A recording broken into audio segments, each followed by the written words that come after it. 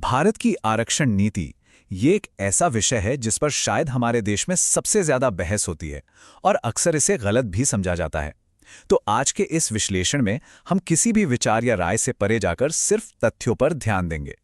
हम भारत की आरक्षण प्रणाली के इतिहास को पूरी तरह से एक ऐतिहासिक, संवैधानिक और तथ्यात्मक नजरिए से परखेंगे।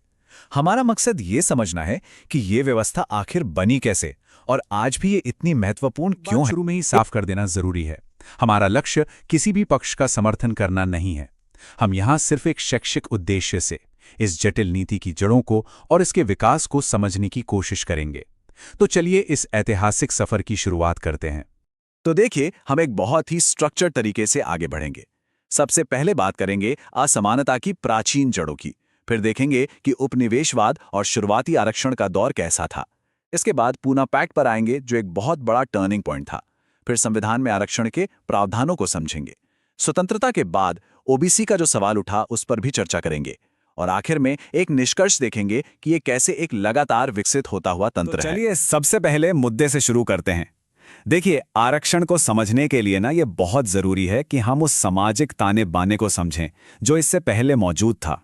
इसकी जड़ें बहुत गहरी हैं और वो हमें मिलती हैं वर्ण व्यवस्था से जाति व्यवस्था में हुए बदलाव में। शुरुआत में अगर देखें तो वर्ण व्यवस्था जो थी वो काम पर यानी व्यवसाय पर आधारित थी। उसमें एक तरह का लचीलापन था, लेकिन समय के साथ ये व्यवस्था पूरी तरह बदल गई और एक कठोर जन्म आधारित जाति व्यवस्था बन गई। और इस बदलाव का नतीजा ये हुआ कि सामाजिक गतिशीलता यानी सोशल मोबिलिटी के दरवाजे लगभग बंद हो गए। इससे हुआ ये कि लाखों लोगों के लिए अवसर बहुत ही सीमित हो गए। तो इस कठोरता ने एक सिस्टमिक सोशल एक्सक्लूजन को जन्म दिया। मतलब व्यवस्था के स्तर पर ही कुछ समूहों को बाहर रखा जाने लगा। शिक्षा और दूसरे संसाधनों तक उनकी पहुंच बहुत मुश्किल हो गई। और यही वो ऐतिहासिक कॉन्टेक्स्ट था जिसने भविष्य में प्रतिनिधित्व की मांगों के लिए जमीन तैयार की। तो ये थी प्राचीन सामाजिक स्थिति। अब आगे बढ़ते हैं और देखते हैं कि जब ब्रिटिश औपनिवेशिक शासन आया तो उसने इस सामाजिक ताने बाने को कैसे प्रभावित किया। जब ब्रिटिश प्रशासन भारत आया तो वो अपने साथ आधुनिक शिक्षा और सरकारी नौकरियां लेकर आया। लेकिन एक दिलचस्प बात हुई। ऐसा करते हुए उन्होंने अनजाने में ही भारत की जो गहरी सामाजिक असमानताएं थी उन्हें उजागर भी किया और पहली बार दस्तावेजों में दर्ज भी किया, क्वांटिफाई किया। और यही वो प्रशासनिक प्रक्रिया थी जिसने अफर्मेटिव एक्शन यानी सकारात्मक कार्रवाई की पहली औपचारिक नीतियों की नींव रखी। और इसी दौरान एक बहुत ही महत्वपूर्ण शब्द सामने आया, सामाजिक और शैक्षिक रूप से पिछड़े वर्ग। ये क्लासिफिकेशन ऐतिहासिक रूप से बहुत अहम था। क्यों? क्योंकि इसने पिछड़ेपन को सिर्फ आर्थिक या धार्मिक आधार पर नहीं देखा, बल्कि इसे सामाजिक और शैक्षिक नुकसान के एक कॉम्बिनेशन के रूप में परिभाषित किया। और ये सिद्धांत, ये आइडिया बाद में जाकर भारतीय संविधान का एक केंद्रीय स्तंभ बना। आरक्षण का विचार कोई अचानक से नहीं आया। इसकी शुरुआत क्षेत्रीय प्रयोगों से हुई। जैसे 1882 में हंटर कमीशन ने इस पर चर्चा की। फिर 1902 में शाहू महाराज ने कोल्हापुर राज्य में 50% आरक्षण लागू किया, जो एक बहुत बड़ा कदम था। इसके बाद ब्रिटिश प्रशासनिक सुधारों में भी ये चीजें दिखने लगी, जैसे 1909 के मॉर्ले मिंटो सुधारों में। और 1935 के गवर्नमेंट ऑफ इंडिया एक्ट ने तो आरक्षित सीटों को संस्थागत रूप भी दे दिया। तो आप देख रहे हैं कैसे एक सामाजिक मुद्दा धीरे धीरे एक राजनीतिक मुद्दे में बदल गया और इसने अगली और शायद सबसे महत्वपूर्ण बहस के लिए मंच तैयार कर दिया। अब सवाल ये नहीं था कि प्रतिनिधित्व होना चाहिए या नहीं। अब केंद्रीय राजनीतिक सवाल ये बन गया था कि हाशिए पर पड़े समुदायों के लिए प्रतिनिधित्व कैसे सुनिश्चित किया जाए। और इसी कैसे के सवाल पर उस दौर के दो सबसे बड़े नेताओं डॉक्टर बी.आर. अम्बेडकर और महात्मा गांधी के बीच एक बहुत ही महत्वपूर्ण वैचारिक मतभेद सामने आया। डॉक्टर अम्बेडकर का विश्लेषण बहुत गहरा और स्ट्रक्चरल था। उन्होंने तर्क दिया कि जाति सिर्फ एक सामाजिक समस्या नहीं है, बल्कि ये एक संस्थागत प्रणाली है जो पावर और संसाधनों को कंट्रोल करती है। इसलिए सिर्फ समाज सुधार की बातें करना काफी नहीं होगा। इसका समाधान सिर्फ और सिर्फ स्ट्रक्चरल कॉन्स्टिट्यूशनल सेफगार्ड्स यानी संरचनात्मक संवैधानिक सुरक्षा उपायों से ही हो सकता था। उनके मुताबिक केवल गारंटीड राजनीतिक प्रतिनिधित्व ही इस स्थापित पावर स्ट्रक्चर को चुनौती दे सकता था। दोनों के मॉडल अलग अलग थे। एक तरफ डॉक्टर अंबेडकर का विचार था पृथक निर्वाचक मंडल यानी सेपरेट इलेक्टोरेट्स का। उनका तर्क था कि किसी अल्पसंख्यक समुदाय के प्रतिनिधि को चुनने का हक सिर्फ उसी समुदाय के लोगों को होना चाहिए, तभी उनकी एक असली एक आजाद आवाज सुनिश्चित हो सकेगी। दूसरी तरफ महात्मा गांधी का विचार था आरक्षित सीटों का। उनका मानना था कि सेपरेट इलेक्टोरेट्स हिंदू समाज को हमेशा के लिए बांट देंगे, इसलिए उन्होंने एक जॉइंट इलेक्टोरेट के अंदर ही आरक्षित सीटों की वकालत की। ये प्रतिनिधित्व के मैकेनिज्म पर एक बहुत ही बुनियादी मतभेद था। और इसी मतभेद का समाधान निकला 1932 के पूना पैक्ट में। ये एक ऐतिहासिक समझौता था। इस समझौते में डॉक्टर अंबेडकर ने सेपरेट इलेक्टोरेट्स की अपनी मांग छोड़ दी, लेकिन इसके बदले में उन्होंने आरक्षित सीटों की संख्या में एक बहुत बड़ी बढ़ोतरी हासिल की। तो निर्वाचक मंडल तो जॉइंट ही रहा, लेकिन सीटें पहले से कहीं ज्यादा बढ़ गईं।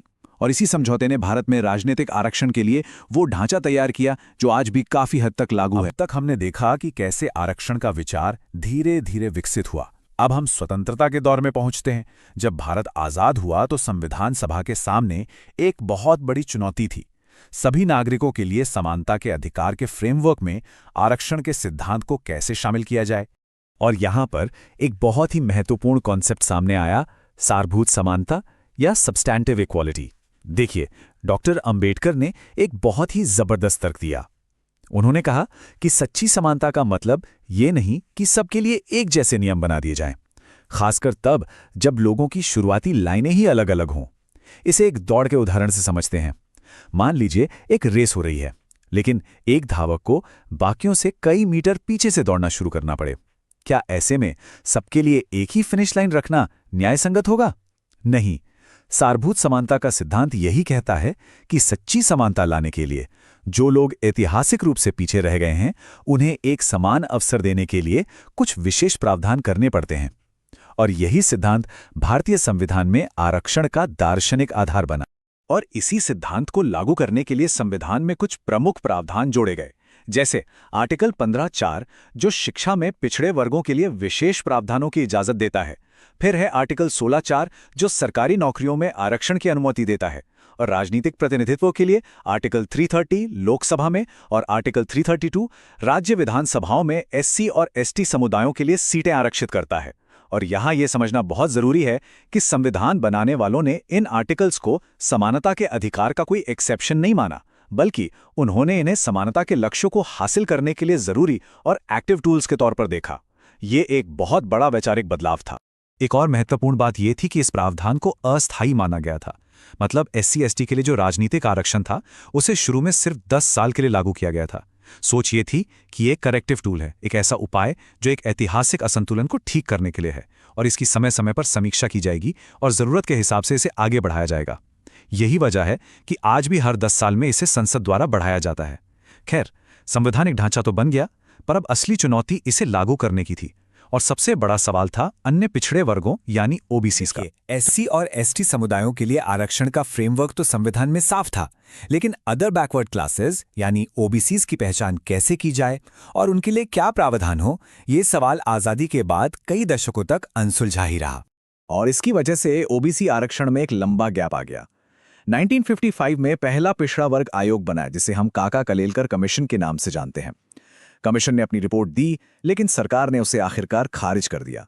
और इसके बाद केंद्र के स्तर पर लगभग 30 साल का एक पॉलिसी वैक्यूम, एक नीतिगत शून्य पैदा हो गया। हालांकि इस दौरान तमिलनाडु और कर्नाटक जैसे दक्षिणी राज्य अपनी ओबीसी आरक्षण नीतियां लागू कर रहे थे। फिर आखिरकार 1979 में केंद्र सरकार ने दूसरा पिछड़ा वर्ग आयोग बनाया, जिसे हम सब मंडल कमीशन के नाम से जानते हैं। मंडल कमीशन ने एक बहुत ही व्यापक सर्वे किया और इस नतीजे पर पहुंचा कि भारत की कुल आबादी में ओबीसीज की संख्या लगभग 52% है। लेकिन कमीशन ने उनके लिए जो आरक्षण की सिफारिश की वो 27% थी। अब सवाल उठता है कि जब आबादी 52% है तो आरक्षण 27% क्यों? तो इसका जवाब हमें इस चार्ट में मिलता है। देखिए, 27% का जो आंकड़ा था वो बहुत सोच समझकर चुना गया था। उस समय एससी के लिए 15% और एसटी के लिए 7.5% आरक्षण पहले से ही था, यानी कुल 22.5%। अगर इसमें 27% और जोड़ दिया जाए तो कुल आरक्षण हो जाता है 49.5%। और यह आंकड़ा सुप्रीम कोर्ट द्वारा बताई गई 50% की ऊपरी सीमा के ठीक नीचे था। तो ये सामाजिक न्याय और कानूनी बाध्यता के बीच एक संतुलन बनाने की कोशिश थी। चर्चा में हमने आरक्षण प्रणाली के एक लंबे ऐतिहासिक सफर को देखा, इसकी सामाजिक जड़ों से लेकर इसके जटिल संवैधानिक स्वरूप तक। तो अगर हम इसे संक्षेप में देखें तो आरक्षण कोई एक दिन में लिया गया फैसला नहीं है, इसकी एक पूरी विकास यात्रा है। प्राचीन सामाजिक संरचनाओं ने गहरी असमानता पैदा की।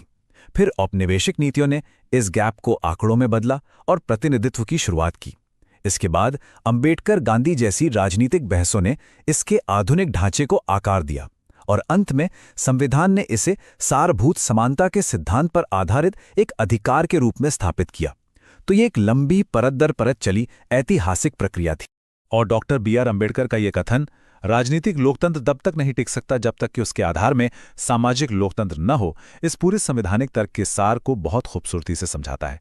इसका मतलब है कि आरक्षण एक ऐसा मैकेनिज्म है जिसे ये सुनिश्चित करने के लिए बनाया गया है कि हमारा राजनीतिक लोकतंत्र सिर्फ नाम का न हो, बल्कि उसकी नींव सामाजिक लोकतंत्र यानी सोशल जस्टिस और इंक्लूजन पर टिकी। सवाल पर आके रुकते हैं कि एक विकसित होते संवैधानिक तंत्र के रूप में 21वीं सदी के भारत की बदलती सामाजिक और आर्थिक हकीकतों के साथ सारभूत समानता के इस सिद्धांत को कैसे संतुलित किया जा सकता है। आरक्षण को लेकर बहस आज भी उतनी ही प्रासंगिक है और इसके इतिहास और संवैधानिक आधार को समझना इसके भविष्य के बारे में एक ज्यादा सार्थक और सूचित चर्चा की दिशा में पहला और सबसे जरूरी कदम है।